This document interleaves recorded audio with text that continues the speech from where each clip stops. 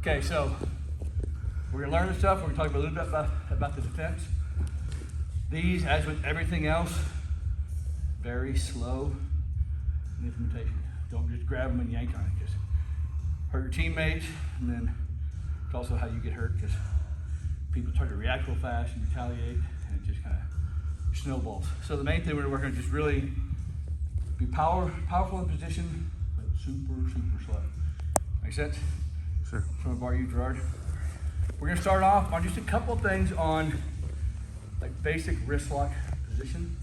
And what we're gonna work on this case is kind of just like you would figure four or something. So if Gerard's reaching under, a lot of times like with this hand, for example, he's reaching under here.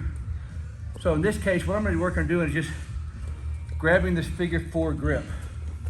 Just like I would grab the figure four on the foot, figure four on the Kimura position. Like if I've got here, I'm grabbing this kind of figure four here.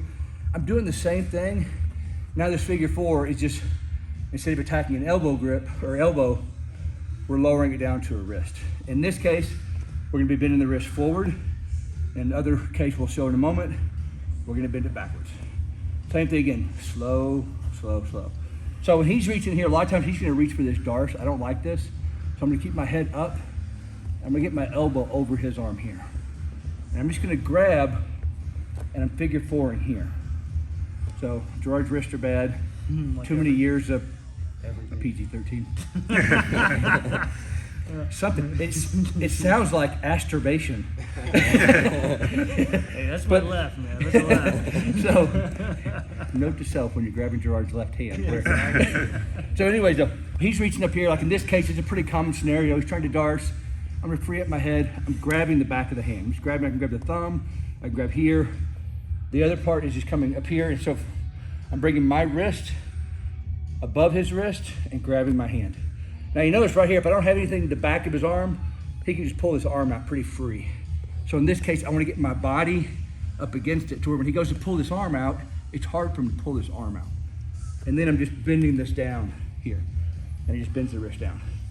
We can do the same thing from here. A lot of times guys will grab, they're grabbing this hand here, so they'll grab your hand or grab your wrist, and this is fine. In this case, we're gonna go over, same concept. Wrist goes just above his wrist on his forearm, and then we're grabbing our hand. In this case, I'm, again, bringing my body into it to where it's hard for him to get his elbow back. And slowly, elbows come together, and we just bend our hand forward over that. So you're crunching into both of them? Yes, I'm crunching into both of those. Okay. And I'm holding it here. The reason, partly I'm crunching it in so he doesn't have a clean way to pull his arm out. If I'm out here, he'll just pull his arm out. I don't have enough grip to hang on to that. I mean, you might like with gi or something, or you can really get bound in here and a lot of friction here. But when I grab this is hard for me to just hold it here. I gotta really get him kind of bent on this or my leg up behind it to where he can't pull that arm out. And then we can bend it down. And again, just grabbing here. Now be aware, if you let your hand get too weak in this position, he can still figure four yours.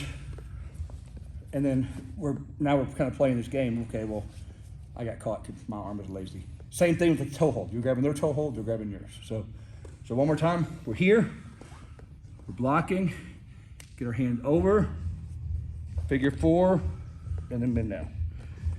He may reach and grab the other hand up here, and I push off, and grab here.